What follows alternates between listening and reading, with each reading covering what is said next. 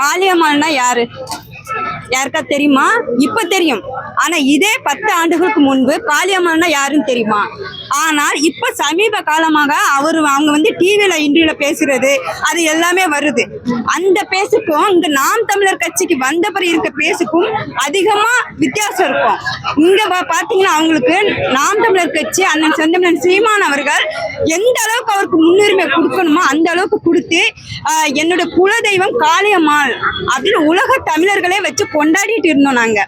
ஆனா நாம் தமிழர் கட்சி தான் அண்ணன் செந்தமிழன் சீமான் அவர்களும் தமிழர்களும் தான் அவங்கள போற்றி கொண்டாடணும். ஆனா அவங்க வந்து இப்படி போயிருக்குது வந்து மிகப்பெரிய வருத்தத்தை நான் என்ன நினைச்சேன், நான் எதிர்பார்த்தேன்னா நான் பேசிய வரைக்கும் சகோதரிட்ட நான் வந்து வராம இருக்கும் கூட பேசிக்க இது தவறு, நீங்க பண்ணாதீங்க, நீங்க திரும்ப வாங்க, இல்லைன்னா கொஞ்ச நாள் அமைதியா இருங்க, எல்லாம் சரியாகும்னு நானும் பேசியிருந்தேன். அப்போ வந்து இல்லை நான் எங்க போக மாட்டேன் அப்படின்னு தான் அவங்க பேசியிருந்தாங்க.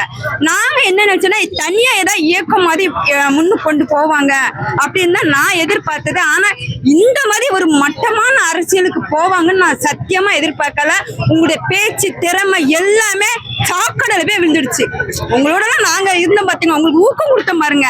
அதை நினைக்கும் போது ஒரு பெண்ணாக நான் மிகப்பெரிய வருத்தத்தை தெரிவிக்கிறேன். ஏன்னா உங்களுக்கு உடனே கார் வச்சு உங்களுக்கு அதான் நான் இத்தனை 15 ஆண்டா நாங்க கட்சியில பயணிக்கிறேன். நான் வந்து எனக்கு எங்க அமுதா நம்பி அக்கா வந்து மகளிர் பாசிரியா இருந்தாங்க. அவங்க எனக்கு என்ன சொன்னதுன்னா, நீ களத்துக்கு போ, நீ ஒரு மகளிரா இருக்காத, நீ 1000 மகளிரா உருவாக்கணும்னு அமுதா நம்பி அம்மா வந்து எனக்கு சொன்ன ஒரு வார்த்தை.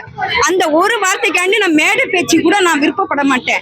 ஏன்னா மேடையில் 1000 பேசலாம், ஆனா களப்பணிக்கு உருவாக்குறதுக்கு ஆள் தேவை இல்லையா?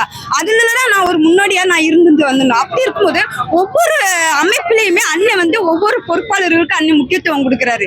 தலைமை பொறுப்பிலே பாத்தீங்கன்னா நிறைய பெண்களுக்கு நாங்க இருந்து நாங்க ஒரு ஆலோசனை சொல்லும் போது சொல்லுங்க தங்கச்சி இது சரியா இருக்குமா அப்படிங்கிற ஒரு மறுசொல் சொல்லாத எங்க அண்ணன் செந்தமிழன் சீமான் அவர்களை வந்து தூக்கி இப்படி எறிஞ்சிட்டு போயிட்டீங்களே, இது உங்களுக்கு மனசாட்சி இல்லையா? உப்பு காத்த வாங்கிட்டு கடைசியில நீங்க உப்பு இல்லாம சப்பாயிட்டீங்க.